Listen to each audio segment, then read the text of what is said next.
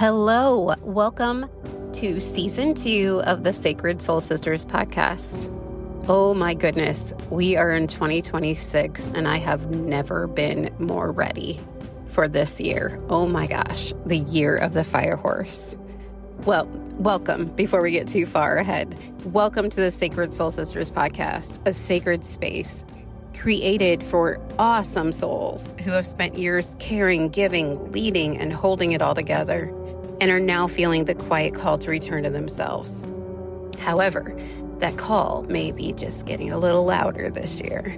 I'm Justina. I'm a Reiki master teacher, healer, nurse for over 20 years, transformational speaker, retreat leader, workshop leader, and this podcast is an invitation to you to allow your inner soul to slow down, soften, receive, and remember who you are beneath those roles and responsibilities and expectations that you've been carrying, but also to ignite the fire within you, to remind you how awesome you are. I'm so happy you're here. So here we talk about real healing, not the bypassing kind, but the kind that meets you exactly where you are.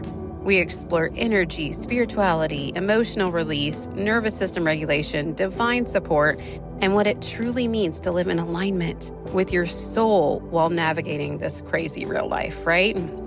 So you'll hear heartfelt conversations, intuitive teachings, gentle practices, and soul-led interviews. They're all designed to help you clear energetic blocks, reconnect with your inner wisdom, and reclaim your vitality without guilt or burnout.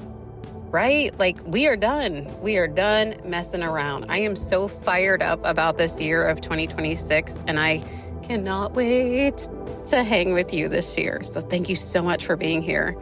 This is the place where you don't have to have it all figured out, but it is the place where your strength is remembered, your light is reawakened. And if this resonates with you, I would love for you to follow the show. Please leave a review. It helps the message reach so many more individuals that need it at this time. You can also visit my website at angelreikijourney.com, scroll to the bottom, sign up for the newsletter to receive soulful updates, upcoming offers, gentle reminders that you are never alone in this path. Come connect with me on Instagram at Angel Reiki Journey and join the conversation, or you can find me on LinkedIn where I share reflections, teachings, and ways to bring this work into your life and leadership. You weren't ever meant to do this alone. You belong here. And I'm so glad you are here. So take a breath and welcome to the Sacred Soul Sisters podcast.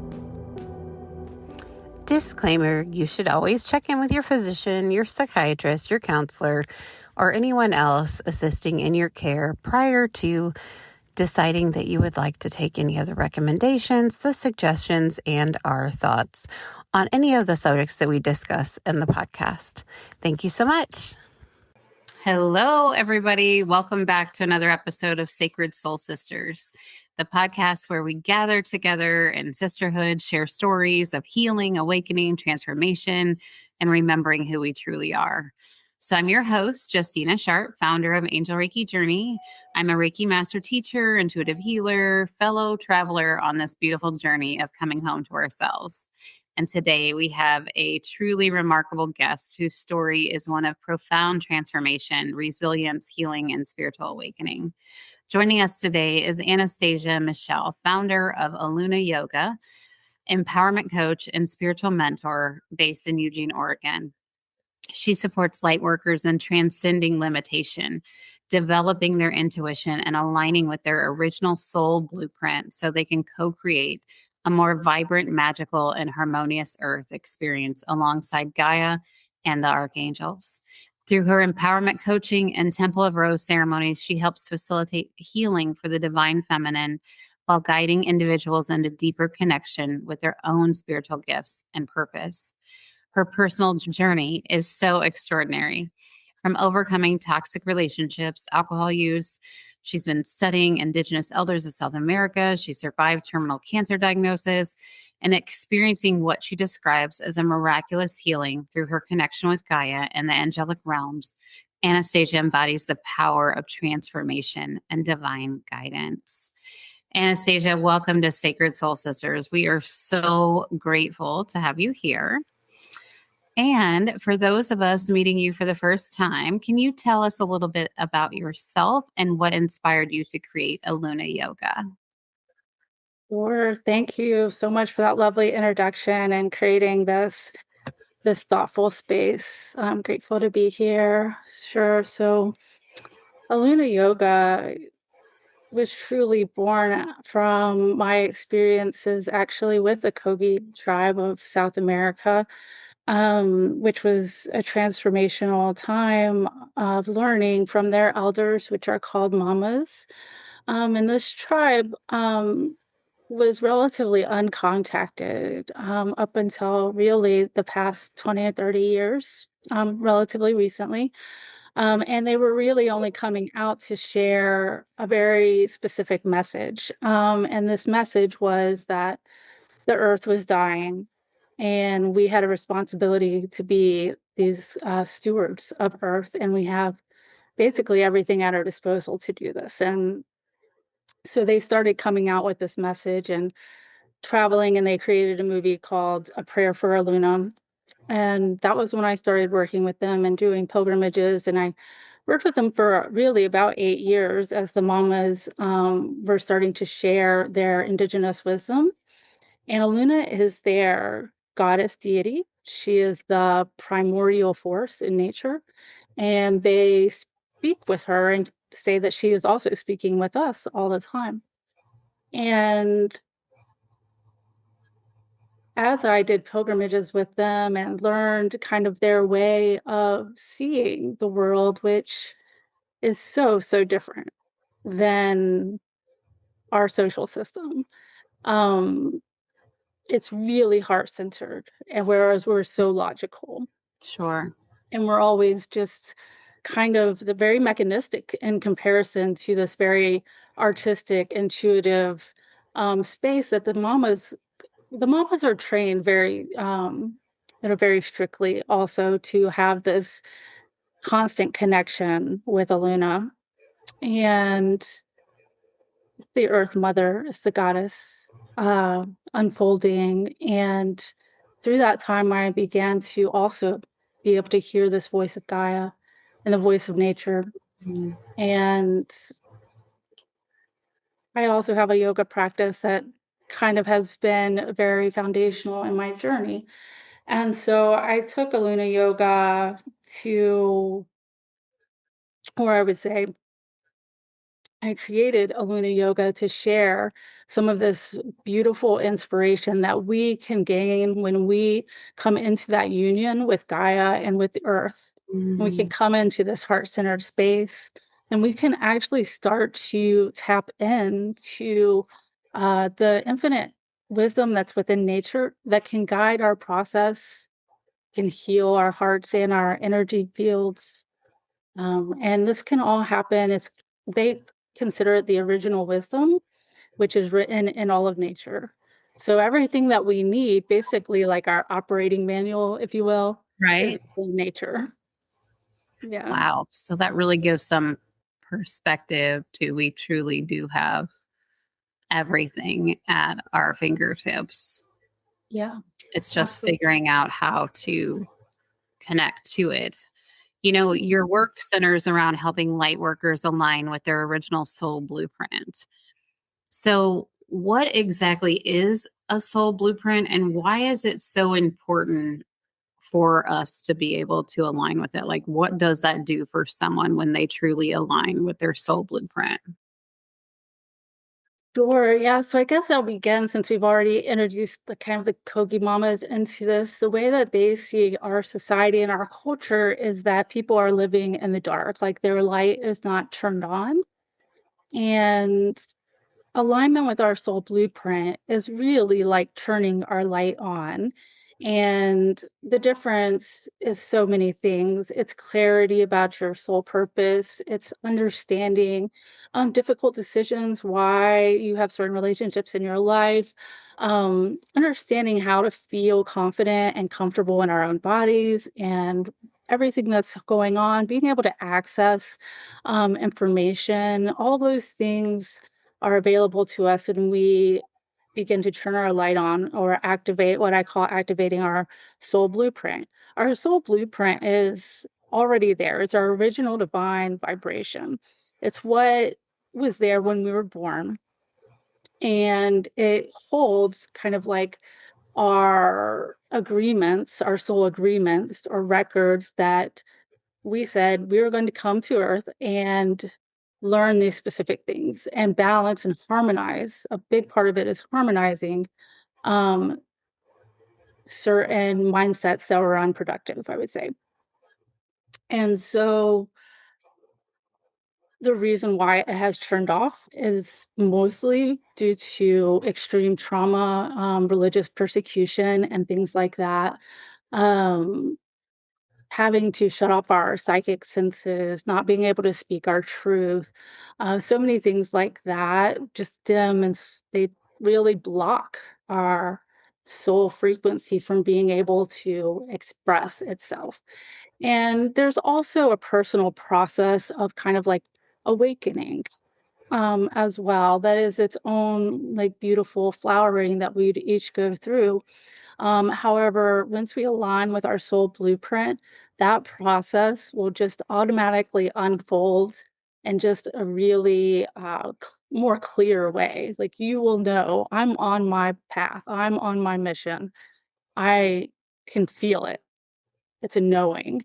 And when you know it, there's so much less anxiety. You can be at peace. There's so much more compassion for what other people are going through. Um, there's not such a need to be right because you already feel like at home, I'm doing what I'm meant to do. Oh, I love that so much. And oh, that's so much of what I talk about too. And once you are in that alignment, the magic that starts to take place around you and within you is so freaking amazing. Oh my Yeah. gosh. It really Um, is amazing. it's so exciting. And I mean, things happen that you just can't explain like all the time. You're just like, wait, what? Is that what? And all these little nuggets and these sparkles and beautiful things take place. Your personal Absolutely. story is so incredibly powerful. Yeah. Can you take us back to the moment when you realized something needed to change in your life? Like what exactly was going on? Like what brought you to that decision or that motivation? And kind of what had to do with, toxic relationships, alcohol use, any of that? Like what was your turning point? Yeah, I definitely had a very specific turning point. I mean, it unfolded over years of time, but there was a very clear moment where oh, yes, it was around my 30th birthday, and I had been drinking alcohol quite a bit, not knowing anything about trauma at that time, definitely self-medicating. And I kind of just woke up and realized that I wasn't where I wanted to be in my life. And it wasn't just going to automatically change itself. I kind of had been riding along just thinking that the things that I was deserving of or worthy of would just kind of come. It would just unfold. Like life would Mhm. just happen. Sure. Right. And that was not happening. I was getting stuck in these cycles and I was very unhappy. And I hit rock bottom with a few different things and just put out like this prayer to the universe. And at that point, I was not very spiritual at all. And I didn't even know if there was anything out there. But I thought, if there's anything out there, I need help. Like, I don't know what to do. But this isn't the direction I want to go. And I don't want to be here in 10 years. And from that point on, it just like it was like a calling to my soul blueprint. It was, Okay. and I got put directly on a path with a spiritual teacher, and things just started unfolding to where I could begin to heal this deeper affliction that I was having. Because I understood on some level that what I was being told, like this narrative around alcohol and some of the normalization of some of the things, but also some of the like medical things that they would say, I was just like, this, I don't think this is my problem. Something's off. Yeah. I think it's something bigger. I think it's something deeper with some of the toxic habits and things. And it was so much deeper. I mean, it was really, to put it simply, managing trauma. And in order for me to get to those levels, I had to learn about the language of trauma, but also I had to learn that I could be the author of my story. And before that, I was always kind of at the whim of whatever I felt like people wanted me to do or needed me to do, or, Mhm. whatever was happening in my life was what dictated my life instead of me coming into my power and saying, wait, I direct this. I direct this boat now. And so that was the beginning process of empowerment. I would say I had that breakdown and got into spiritual training. That was when I met the mamas and different things and just really got deep into my spiritual practice and understanding energy. It was a shamanic practice. So there was like this shamanic training and kind of parallel with meeting with the Kogis and stuff. And so that's learning deeply about the energetic system, soul retrievals, and soul healing, soul integration, all of that. So how did it exactly like so you didn't live in South America or anything, Mm. right? Okay. Yeah.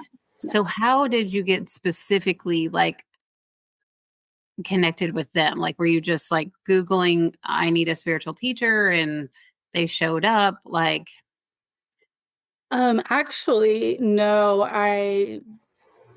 the way that it happened was I decided to move out of where I was. okay. And I just found somebody online that knew them, a foundation that worked with this indigenous culture. And that was the synchronicities that I'm speaking about. It just kind of Oh, lined I up. got you. Mhm. Once I made that decision to kind of leave this way that I had been living and decide to make more like healthier decisions and things like that. I ended up meeting and moving in with a woman for a brief period of time who I was a bit younger then, but um she was a part of this foundation that they were working to preserve the land and the wisdom. So Oh, I got in touch with this foundation that was working with indigenous cultures to preserve the wisdom and also their sacred lands. And so we were doing multiple retreats. In Asheville, North Carolina was where I was when I met them, and they had a retreat center there. They had a mm, retreat center in Florida, and they had a retreat center in Colombia, South America. And so for about 8 years, I was in between those retreat centers and learning and just delving into that deep spiritual practice. wow. So bring me back to where we're at in the timeline and what was the moment like that you found out about the cancer? Mhm.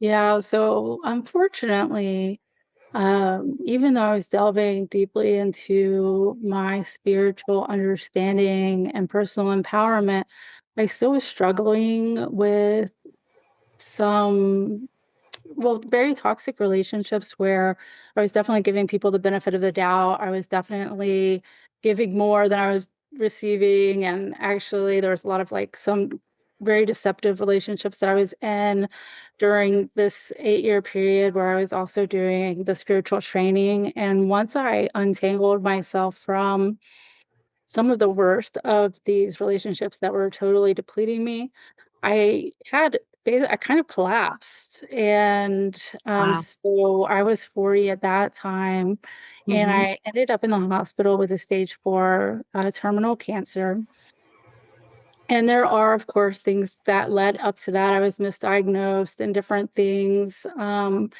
But basically, my immune system was shutting down, and the cancer was terminal. And basically, I was on life support, essentially. And I was given 4 months to live. And yeah, so it was a shock to me because I had been just really invested in my wellness up until that point. But I was in denial about the impact, like the long-term impact of some of the relationships, including my family, that was Yes. happening on me. Yeah. Because in all reality, our physical bodies can only take so much. Yeah. And, when they talk about, the guy that wrote the book, The Body Keeps the Score, like that's so true.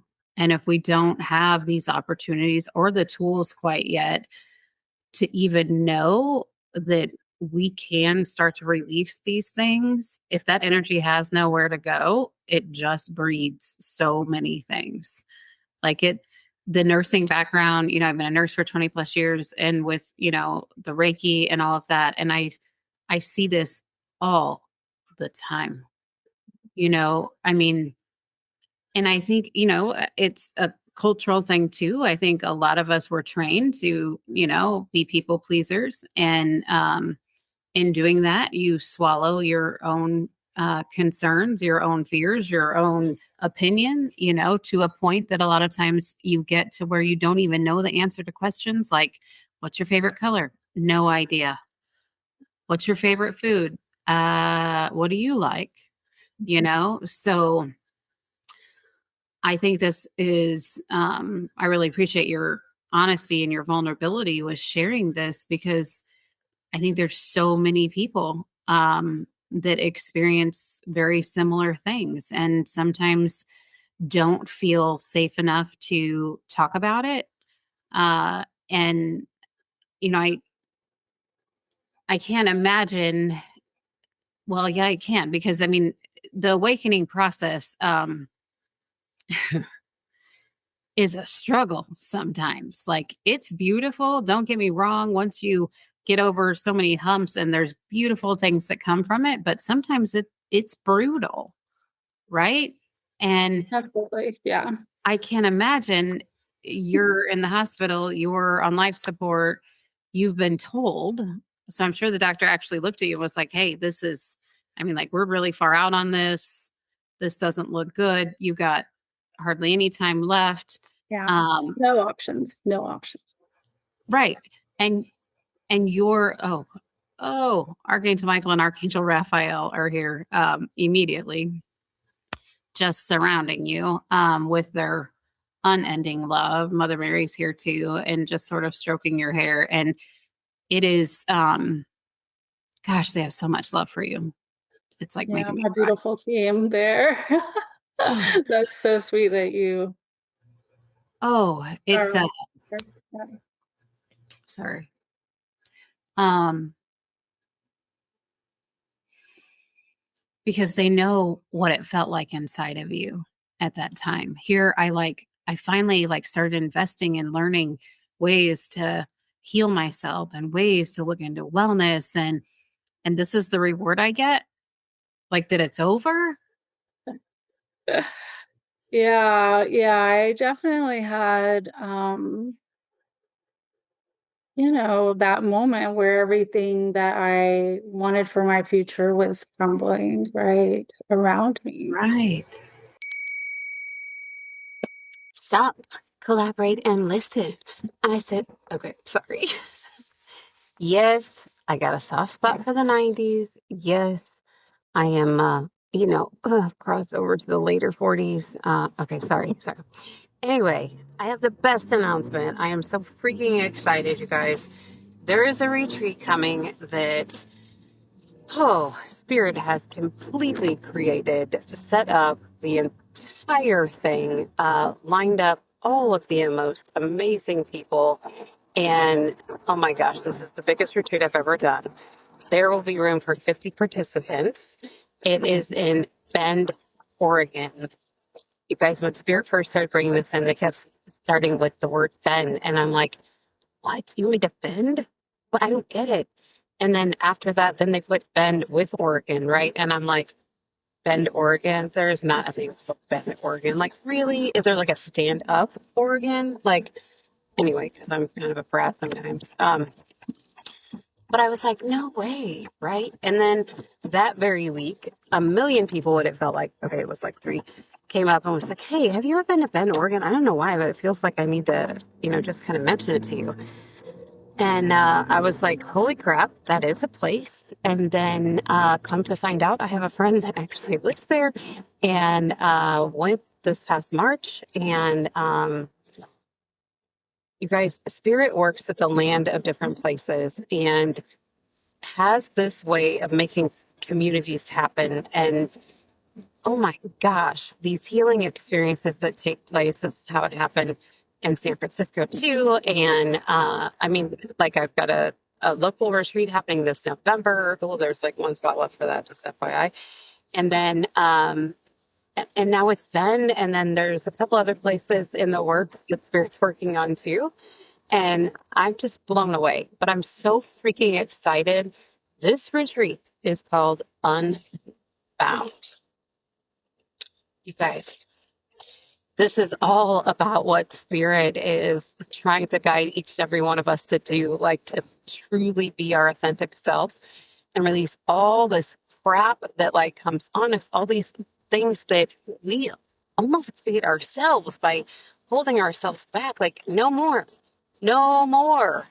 Just like my theme of 2026 and my intro, like, no more. You guys, I am so ready to see the authentic you completely shine. For more information, go to my website. Click on the big banner at the top. It says join the priority list. And soon, in August, it will have the link to sign up for sure. However, join the priority list first so you can get the first notification when the tickets go on sale.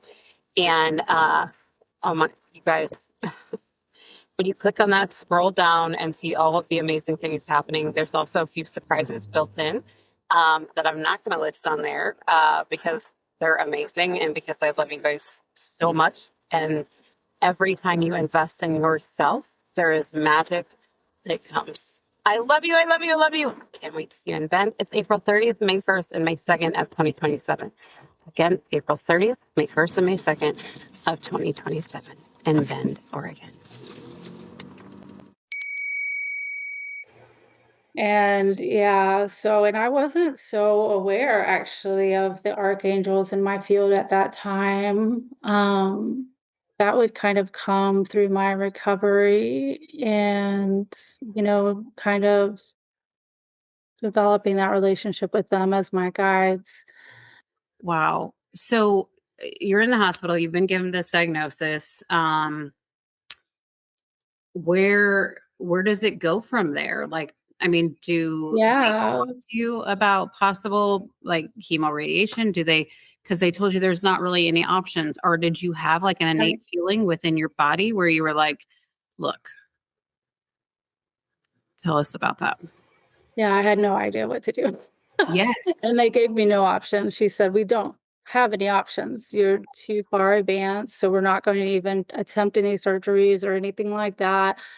She said we could, her suggestion was do the super powerful chemotherapy. And she said, I'll probably feel, terrible, but it might give me a little bit more time. And that was about it. There was the option for immunotherapy. It ends up being this process where they didn't want to really do it because they didn't think I was going to live. And um, I had to have a battle actually with my doctors to just get immunotherapy and not chemotherapy. And the way that I came about understanding that was just going into nature. I mean, in the Kogi culture and their were one of the first teachings I received from them, ironically, was that they didn't have a word for cancer, or they didn't have a word for cancer until they Right. were exposed to the modern world. They didn't have one. And now they do, and in their perspective, it's an imbalance with Gaia. And once we balance, then there's no need for the disease. Like there's a wisdom, there's a teaching, there's like Mhm. something in it for us. And so I just went out to Mamacocha, the ocean, on the full moon. It was a wild journey. I was I definitely could too sick to feel you. actually do it, but I did it anyway. And that was when I had, I would say, one of my first, I wasn't my first, no, but I did have a clear vision of an angelic being that I call the ocean goddess that came, and I was just doing these offerings at the ocean, and she said, "We're Mhm. gonna get through this." And it was beautiful, and that was all she said, and just left, and I just knew I was so supported. And I had so much hope from that point on that I was just like a powerhouse, advocating for myself, getting myself to treatment, like all these things, even despite, it just being very incredibly challenging, for all the different things financially, socially. Oh, Obviously, my physical health was just, even being not, an advocate for yourself, to have the energy to put forth to do that yeah. I had is to just become a powerhouse advocate for myself, even from basically a wheelchair, and I did. And it was hard. It was pretty brutal. I learned a lot about the medical system and how important it is that we just inform ourselves and trust our bodies with all of that. yes. And what I did find was that there was a part of my soul plan that was not being fulfilled.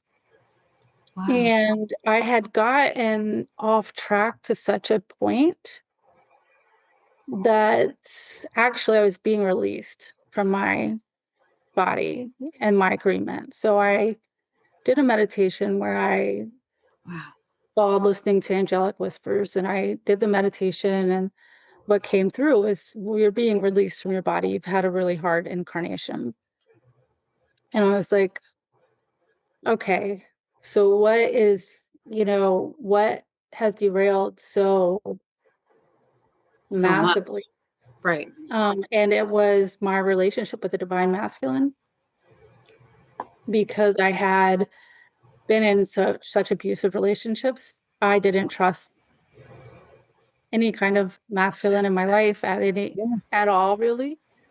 Right. Um, and I had to find a way to discern better the toxic masculine and the healthy masculine. And if Wow. I didn't do that, then my soul purpose could not be This was fulfilled. it. Um, because part of my soul blueprint is being in my divine feminine. And you can't fully embody your divine feminine without a sense of the healthy masculine. So they go together. They're within us, but they're also around us, right? Hmm.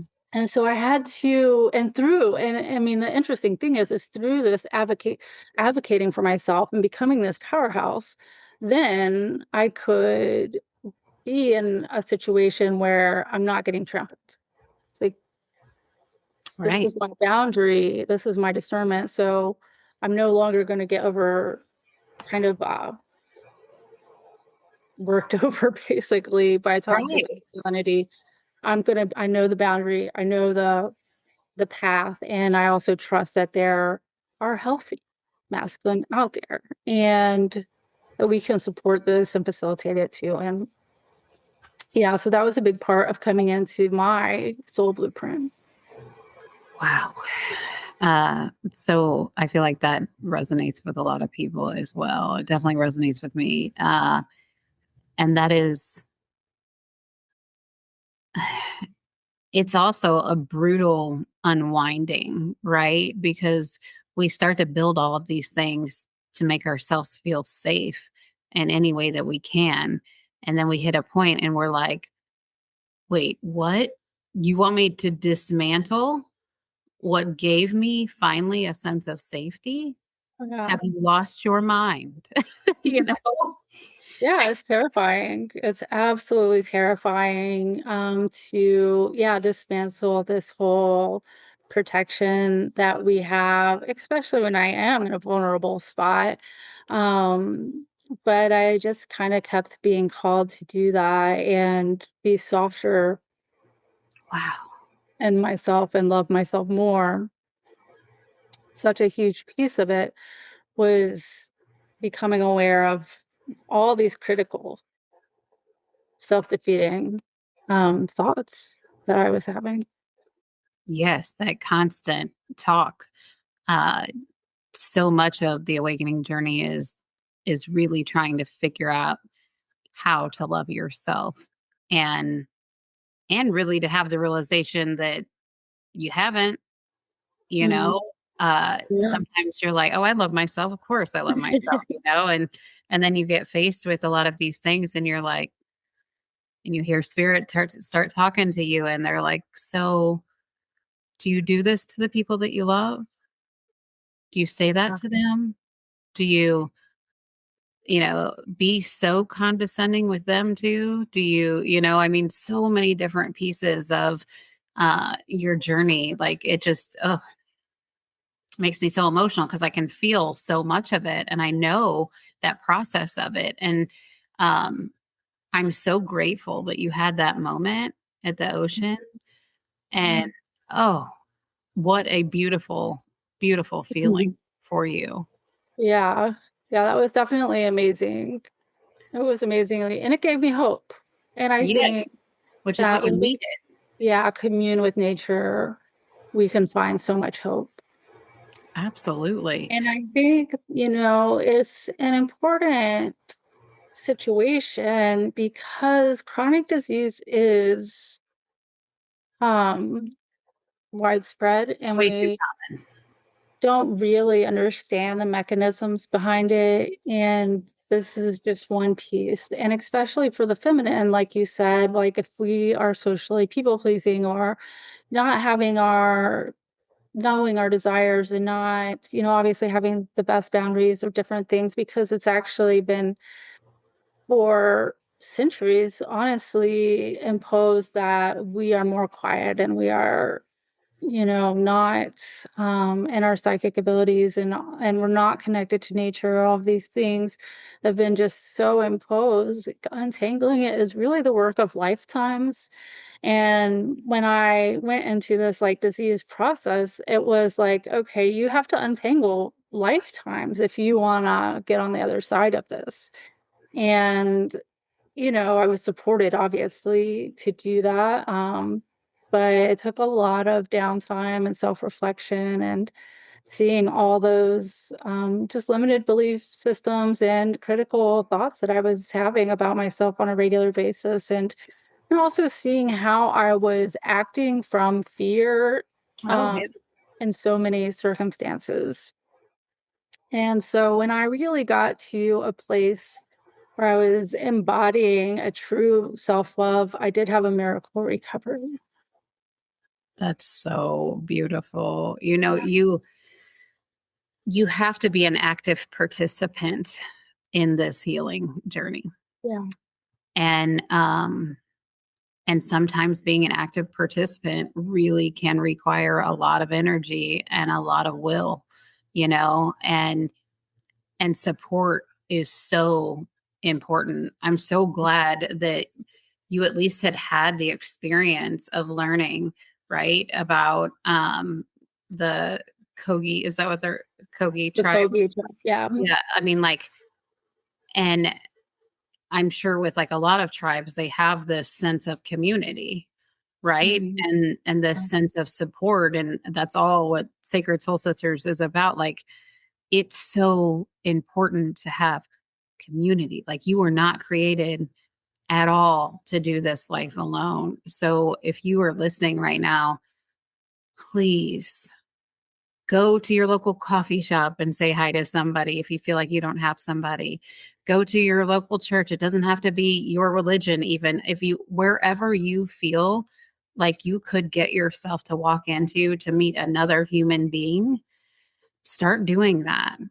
Please don't Yeah. try to do this alone. You're not meant That's to. Yeah, it's crazy. So that's when you so say important. Oh, I'm Yeah, so. so important.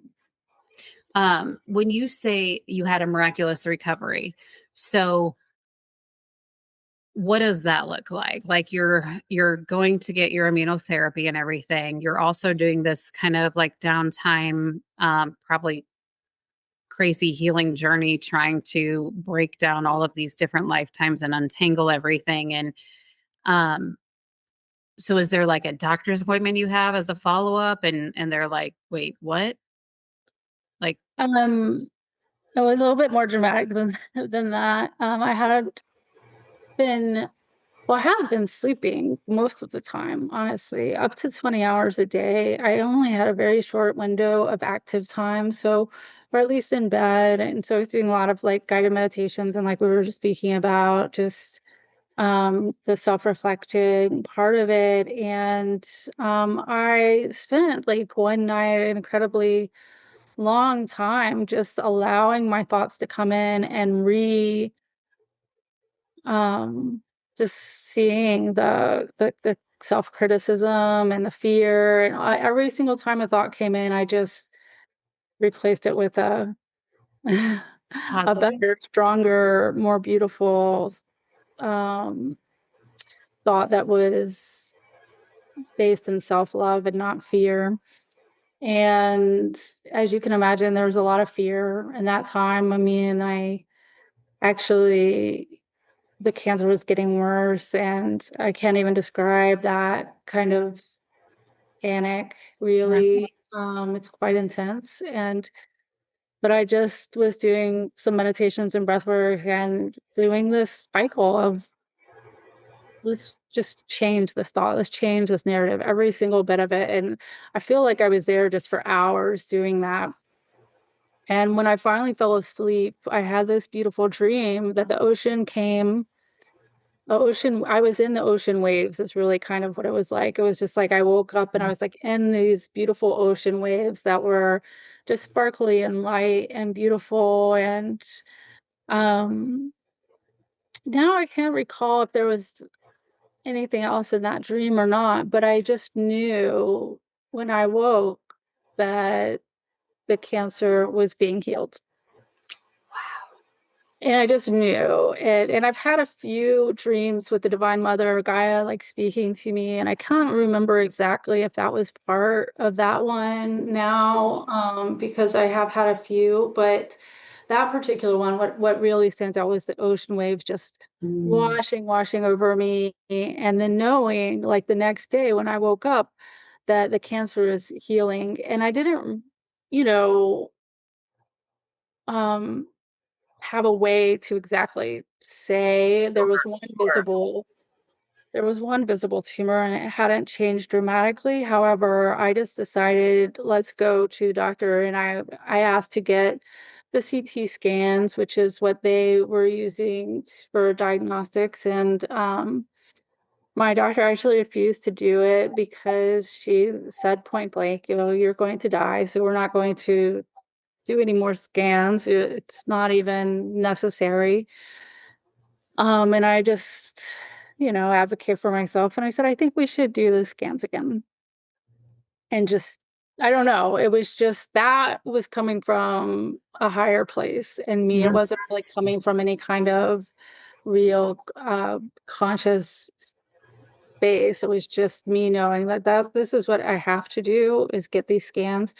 And what ended up happening was the main cancer tumor had disappeared completely. It was 9 centimeters, which is huge for a cancer tumor. Yeah. And it had disappeared completely. Um, yeah, And what so did your basically doctor say about overnight. Um, and what did your doctor say? well, it was quite an amazing experience because after she had told me like point blank, you're going to die, and then I put her through this thing to get the scans anyway, and I'm the difficult usually that's just like, Non-compliant patient. Yeah. all the things, and this the only time she put them up on the little like X-ray board kind of thing Mm. where I could actually see them, and we're looking at them, and I'm like, well, what am I looking for? Right, right, right. I didn't see anything, and she's like, yeah, there's not anything. She's like, it's a miracle. there's no cancer. And I mean, we all just looking at each other like, I mean, even me, even though I had like some Right. Right. that something had changed, I wasn't prepared for that either. But it was gone. There was no sign of it, not even a little bit. Now there was still two other tumors, but the main cancer where the cancer had started, where it had begun, because the other two were the metastasized Mm-hmm. tumor, and they went down over time. And I do believe that the immunotherapy was helpful. Mm-hmm. However, I also know that, Oh, I had this dream, and the 100%. impossible happened, right? So the impossible happened. Um, And I got to hear her say, this very pragmatic doctor who I think in some ways was super great, but in some ways was only logic, right? Yes. Got Yes. to see her say, this is a miracle. And that's just What great for an me. experience for her as well. Like, it's so profound, and she so desperately needed to have an experience like that for her to open her mind a tiny bit about Yeah, this, right? Like, I mean, absolutely. so amazing for you. Don't get me wrong. I don't want to discount that in any way, because that is like the best Mm-mm. thing ever. But, you know, from working in the medical field for as long as I have, like, oh, it's hard to get, a lot of people in the medical field call what I do woo woo voodoo. And I don't do any type of voodoo, but whatever. And won't give it a second thought. Yet clients, can decrease their medications. Clients have been able to, I don't decrease their medications, but when they go for their follow-ups, there's so much benefit to get to release traumas. There's so much benefit. Yeah. And it's incredible. Have you read the book Dying to Be Me by Anita Morjani? No, I haven't. Okay, you need to read that book. I recommend getting the book itself and the audio version. So she has Sure. a similar story. She was on her deathbed in the hospital. She was down to 80 pounds, 88 pounds, maybe something like that. Um, can, every piece of her covered in cancer, and she was healed. And Wow. I got the chance to meet her at a Hay House conference in Denver, Colorado. I think it was 2012, 2013. It was one of Dr. Wayne Dyer's last events that he was at, and he introduced her. She sat in front of me, her and her husband, Danny, and I got to hug them both. And they are the most down to earth, beautiful human beings I've ever met. I mean, when I tell you the beauty, um, wow. There's a lot of a lot of differences, but a lot of similarities in the story, and it's documented, and she talks about how these doctors were like, there's no way it's gone. There's no way it's gone. And she kept telling them, it's gone, and I'm hungry. I want to eat something. Like, Oh, what a great moment. Yeah, when you did it yes. again. And they argued and argued, and so finally they well realized she was right. And I mean, she had an out of body experience, and similar to like what you talked about, like your body was leaving, like, right, like it was like, listen, like, this isn't working, it's been too hard on you, you know and it's completely magical, Yeah. just like your story. It's so magical. I'm so grateful that you have met with me to do this episode. Like, I mean, so many people need to know that there is potential for hope.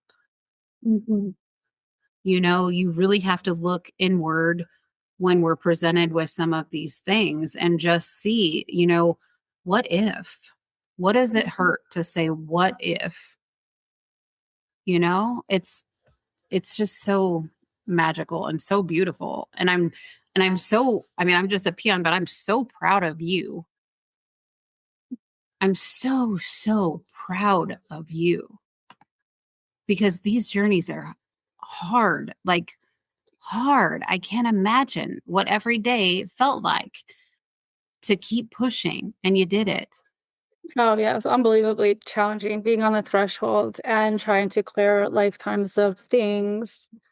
Um, yeah, it was definitely certainly challenging. And I think what the mindset, understanding that our mindset dictates so much about our life is so important. However, I also, as you were speaking and feeling that sense of magic, is I think it's our birthright. And there was a time when it wasn't abnormal to befriend your trees or your local grove, and there were sacred groves of trees, and there were sacred wells and sacred springs, and these were the places you go to commune and to rejuvenate and also to receive and to realign. And so, all of these places in nature can actually help us to align with that soul blueprint again. And it can be so magical. And I think it's really Gaia is meant to be in this magical expression. And it has also been stunted in so many ways. And I know that what I went through physically is the same as what the body of Gaia is going through right now. And so there is hope for our planet and regeneration, just as there's hope for us. But I think it's really important for us to see how we are not treating our own body, our own planet as sacred Yes. space. Yes. Yeah. That is so true. So one of your offerings is Temple of the Rose ceremonies. Can Mhm. you explain what the rose lineage is and what makes that important work for women specifically today? Yeah, absolutely. I mean, at its core, the rose lineage is recovering that direct relationship with nature so that we can create harmonious environments that are self-aware, which is meaning when we bring our own spirit to nature, the spirit of nature reawakens and it's healed as well. So just the same as you might bring Reiki to someone to help bring them back to light or illumination or healing, we do that with earth.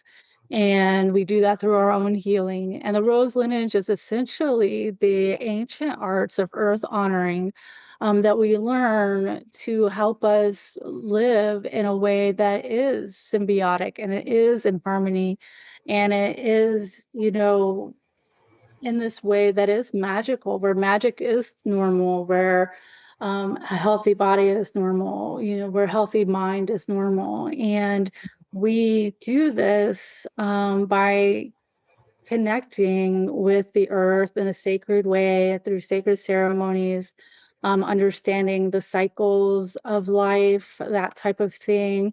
So important for women in so many ways, but I'll just speak to cycles because that's like a part of the course that I'm working on right now, which is when we can step into the cycles of life, it's easier.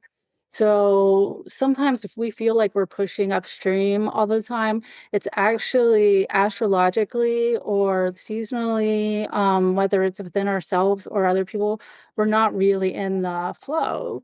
And so, how do we step into the flow? And we can do that through our relationship with nature. We'll start naturally understanding how to navigate cycles where we can be in a flow state. And that means we can accomplish more, rest more, because we're not fighting the cycle. And I think it's so important in my life because I like to do a lot of different things. I'm just always wanting to be busy and doing all these things. So staying in that flow state to where I'm not having a lot of conflicts and different things like that is so powerful. And we all have access to live in that kind of beautiful way. And obviously there's a lot of deconstruction of the I would say societal templates that are super restrictive for us, which obviously is super important for chronic disease, But it's important for our mental health. I mean, if we are not in alignment and we're not in a good, if Earth is not healthy, we Right. can't be healthy. Wow.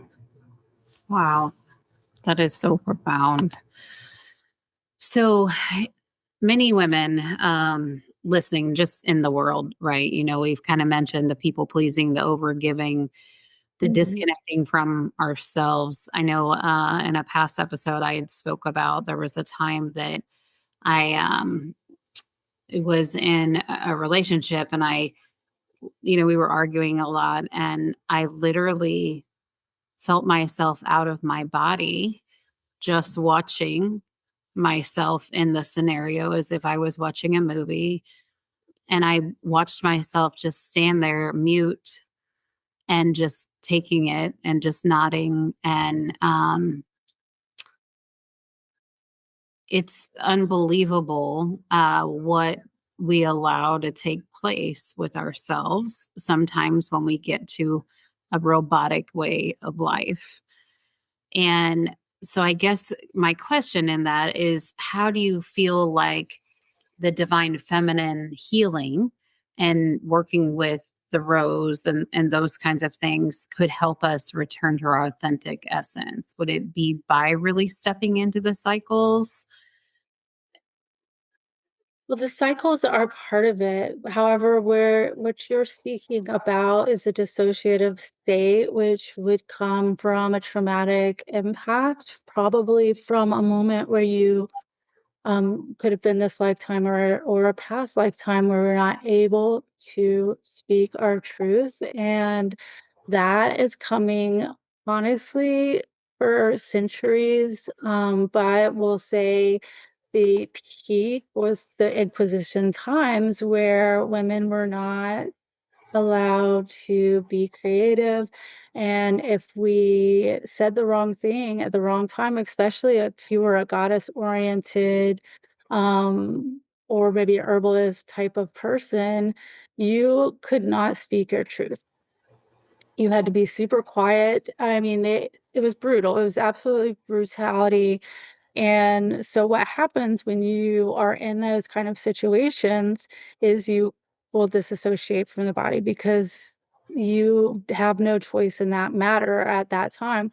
And however, when it carries over to a space where the danger is not as imminent, which it is now. So now in our culture, it's not as brutal, right? We are now in a time where we can find our voice again and we can speak our truth again. We can come into our body and feel safe in our body again. But most all, I mean, I would say all women, but it's a very wide world. I don't know, Sure, but sure. I would say most women, and especially the women that I work with, have these deep traumas of lifetimes of persecution for what they were holding or believing or doing. And so the rose actually does help us because this is understanding the divine design in all things.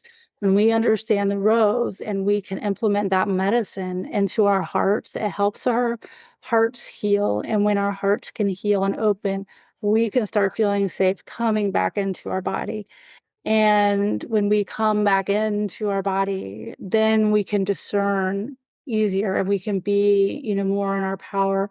Um, so I really relate with this kind of dissociative states because I would do that even in minor situations where I thought maybe if I spoke my voice it would spoke my truth that somebody wouldn't like it. And Mhm. so the backlash could in my mind could be so severe, right? Right. Because I Sure. had a history of child abuse. So I could, not my history, but, you know, Right. No, I hear you. um, but, but anyway, the point is that when we're in a safer situation, when we create these containers of safety, which is what the ceremonies and circles are for, we we do find a way back into our body, and we learn our skills of how to protect ourselves in the world that we are in now, instead of reacting to things that happened in the past. Wow. Yeah. I feel like, and thank God I've had the ability to do a lot of healing since that happened. But I feel like there's almost a sense of urgency now, like calling it out of us even more than before. And I had an episode like 2 years ago where I was literally just choking in my living room, choking. And I had been doing all of the work I'd been doing under the radar. Like I would meet in the back of churches, and I would like people would be like, "Hey, it look like I'm doing a drug deal everywhere I am," and I was never doing a drug deal, but it was always underground, right? And I had this moment where it was like, enough. You're not hiding anymore. We need you to speak because we need you to do some things. You've got to be able to start letting people know it's okay. It's okay to do this. It's okay to do healing. It's okay to be a participant in this. It's okay to talk about energy. It's okay. And I know that it's so much more prevalent now in our society, but there was still, that there was so many people that knew me that had no idea. My own Mhm. husband knew very little of it, and we've been married 19 years. Right. I mean, there's so many different things. But when I say this sense of urgency, like it was so profound, there was no other option. I Mhm. mean, I literally just word vomited all over my husband. And I was just like, okay, here it is. Like, I talk to dead people sometimes, and I talk to angels, and and I do Reiki and all but wow, there was no going back Right. after that. And I feel like so many people have that living inside of them still. And I feel like Mother Gaia is like, hey, it's okay. We need you. It's okay. Like, come, like this. I don't know. Do you know what I'm trying to say? Like, I don't even know what it's called.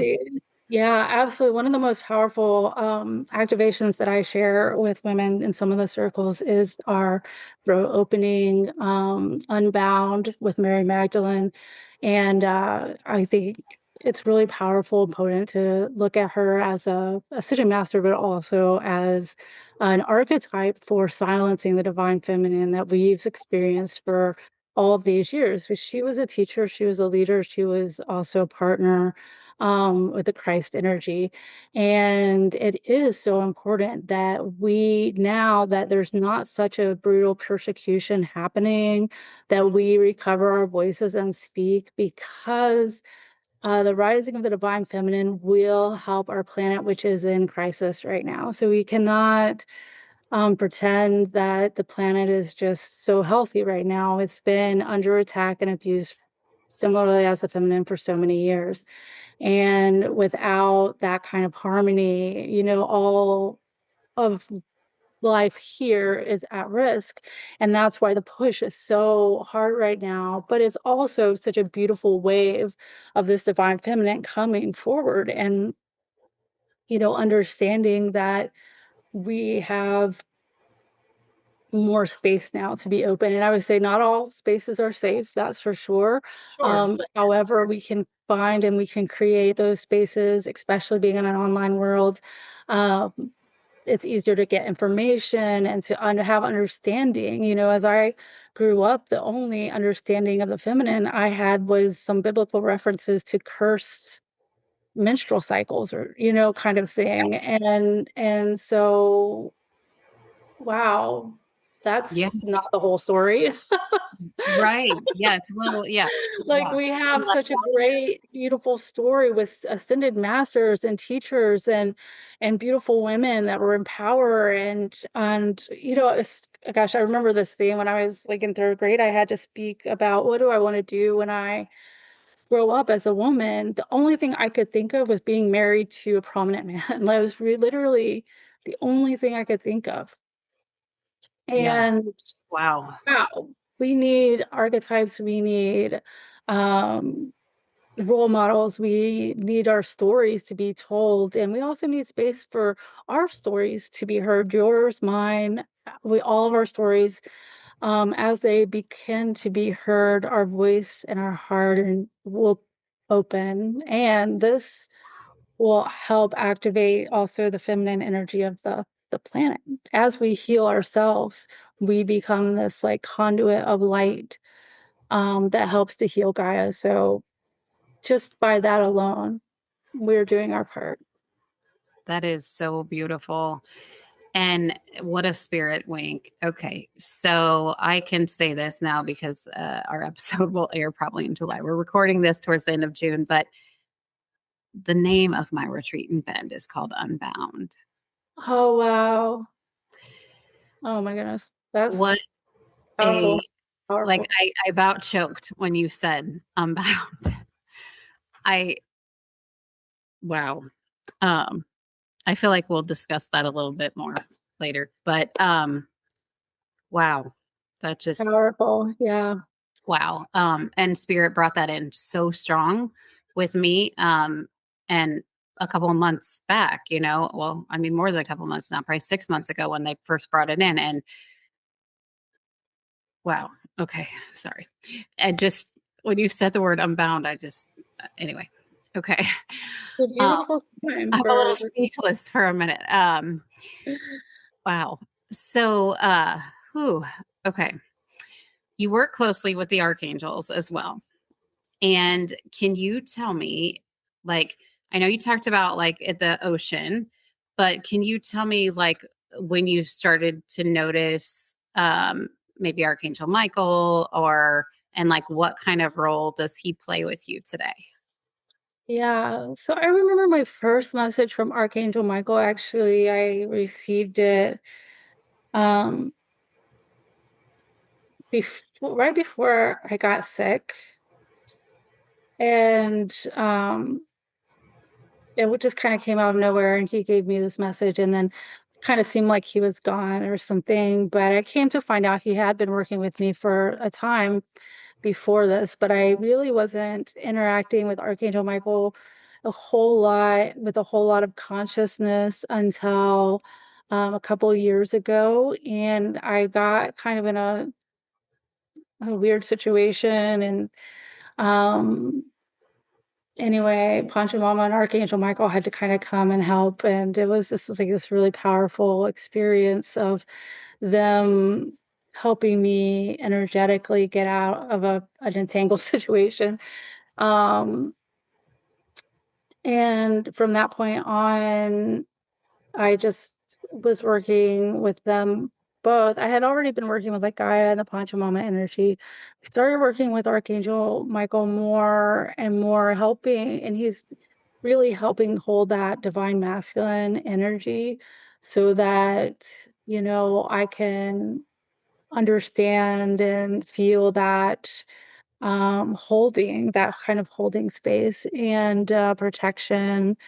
And it's been a really fascinating journey learning about that with him. And at some point, we began kind of just collaborating. Honestly, it's kind of surprising to hear myself say that even. Isn't it? I know. Um, I felt the same but way when I started telling people about that stuff. yeah, yeah. So we started collaborating, doing some projects, and then he actually started coming through with his transmissions that he wanted to share for the ascension process, which he has, is the archangels are really fundamental in all the processes that are going on Earth, but especially right now, there's a big ascension process in this reawakening process. And it's one reason we're feeling the pressure so much because they're really trying to get us to elevate our frequency enough that the planet can come out of crisis. So they're working really powerfully with a lot of people right now. And they're sharing, Archangel Michael is sharing direct messages to help and support light workers on the ascension process so that they understand what's going on. And for example, one thing he was saying was that we right now are clearing lifetimes of things. So that's why it feels so incredibly intense, but it's really what we need to do because we've been in such a dark state of control, being kind of under dark control. Yeah. And I would say just really low frequency. Like the 3D is incredibly low for a human being to really be in. It's not really, For um, sustainability. Like it's just not healthy. yeah, no, it's just we've just been a very destructive place. And so moving into the 5D, which is what the ascension process is, where we have a multidimensional awareness, is what he's teaching us about, and Mm. sacred geometry too. Yes. So I've worked with Archangel Metatron with the sacred geometry quite a Yeah. bit. And sacred geometry is so amazing. So beautiful. And I feel like we could have like 8 more podcast episodes. I will definitely have to have you back to talk more about that. Yeah. Um, one of the questions I wanted to ask though, what do you feel like are the most common limitations that prevent people from stepping into their highest potential or their alignment? Do you feel like? Oh, that is a really good question. Let me just kind of like tune in for a second because I Sure. don't have a specific opinion on it because I know my own personal. Mm-hmm.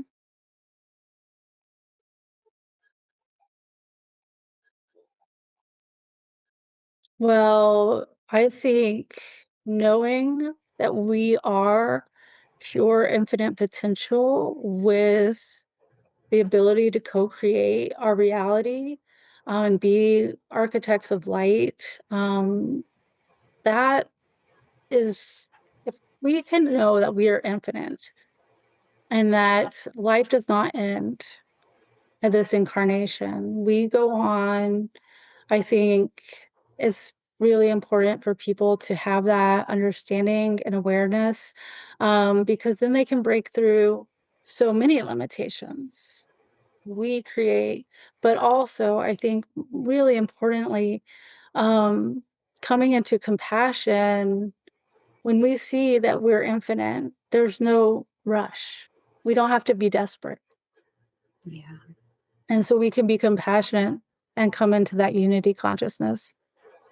Mm, I love that so much. And that's so much of what we're being called unity, unity, unity. Come together, come together. Like so much of that. Wow. I've got a Well, couple rapid fire questions for you, real quick, and then we'll okay. close out. So, what is your favorite beverage? My favorite beverage Mhm. right now, I'm doing a lot of the cacao elixir. Okay. Okay. Nice. And what makes you, does it make you feel good when you have it? Is it warm? Do you drink it cold? How do you partake? So I've been doing cacao ceremonies, and then I just kind of decided to go into a space to learn more about the cacao and the plant and just kind of gain that as a plant ally. And so I've just been kind of doing these little solo cacao ceremonies, and I drink it hot. I usually add like a pinch of cardamom, and it's really healing for the heart. It's really nourishing. And what it has helped me do is really more easily bridge my ability to hear my heart's wisdom and what my heart is really longing for, not necessarily what my mind wants to do, but what my heart wants to do. It's just really helped me have a greater awareness of that. Oh, I love that so much. Is there Yeah. one book or one audiobook or something along those lines that you feel like was pretty impactful in your life? There are so many. Wow. So many books. I think because we're speaking about the divine feminine and we spoke about Mary Magdalene a little bit, there is a book that's a channeled work. It's Anna, the grandmother of Christ. I can't remember the author of it right now, Sounds but good. it kind of goes into some of the old rites, that would have been happening in Christ's time and bringing the Christ and Mary Magdalene energy, back into harmony and balance. It's a great book. That's beautiful. And what color makes you feel alive? Well, I have just been so into the blues since Archangel Michael has been around. I And just he loves noticed, that. I He was like, smiled wait, why do really I big. have all, huh? He smiled really big as soon as you said blue. He was like, mm-hmm. I started noticing I was bringing all this blue into my house, and I was like, when did I get into blue? And I was like, Archangel Michael. But I'm really, honestly, I'm a rainbow person. Love it. Love it. Oh my gosh, that's amazing. Oh my goodness. All right. Well, Anastasia, thank you so much for sharing your wisdom, your journey, and your heart with us today. Your story reminds us that healing is possible, transformation is possible, and that even in our darkest moments, there can be divine guidance leading us towards something greater. For our listeners, if today's conversation resonated with you and you would like to connect with Anastasia Michelle, learn more about her offerings, or receive her beautiful spiritual activations, you can connect with her through her website, alunayoga.org, or you can follow her on Instagram at Aluna Yoga 1111, which I love, and YouTube, Aluna Yoga 1111. You can also sign up for her newsletter. And if you do that, you'll receive her beautiful complimentary Meet Your Celestial Guide activation. And as always, if this episode touched your heart, please subscribe, leave a review, and share this conversation with someone that could really use these beautiful words. Remember, your authentic self is still within you. Your healing matters, your voice matters, and you're being called to share it with us. Your light matters. Until next time, keep shining, keep healing, and keep returning home to yourself. This is Justina with Sacred Soul Sisters. I'll see you next episode. Hey, hey, hey. Don't forget to head on over to angelreikijourney.com. Click on the banner at the top of the page and sign up to make sure you get the first notification when the tickets go on sale for the Bend, Oregon retreat. It's April 30th, May 1st, and May 2nd of 2027. Don't forget, get all of your requests for vacation time, all of your daycare, get everything lined up. This is going to be an epic event, and I cannot wait to see you there. Hi, before you go, hey, I just want to say thank you again. I'm so grateful you're here. Thank you for sharing this space with me today. And I hope that you can feel the sense of community. Every time you listen to one of these episodes, you're in community with not only me, but everybody else that's listening too. And in that beautiful frequency that's created, we get to have our hearts infused with the love and peace and the hope that we have for each other. So thank you so much for that. So as you move back into your day, I invite you to take a moment, just soften your shoulders, breathe into your heart, and notice what shifted for you in this conversation. How do you feel? I hope amazing. And if this episode resonated, please follow the Sacred Soul Sisters podcast. Take a minute to leave a review. Your words help this healing ripple reach other beautiful souls who are quietly longing for support, remembrance, and community. And stay connected. You can visit my website, angelreikijourney.com. You can book an Angel Reiki session there. You can see some of the other events that we have going on. And if you scroll to the bottom, sign up for the newsletter where I share soulful reflections, upcoming offers, and gentle invitations to reconnect with yourself. You can also find me on Instagram at Angel Reiki Journey for inspiration. Connect with me on LinkedIn. I'm over there too. And remember, you don't have to have it all figured out. You don't have to carry all this alone. You are deeply supported. You are divinely guided, and you are worthy of ease and joy and magnetizing moments in your life. And I'm so excited for that. Until we meet again, take care of your beautiful heart and know that it's okay to choose yourself. It's okay to offer self-love to yourself, and it's okay to receive the love and abundance this universe wants to give you. So I will see you next week. Take care. Bye-bye.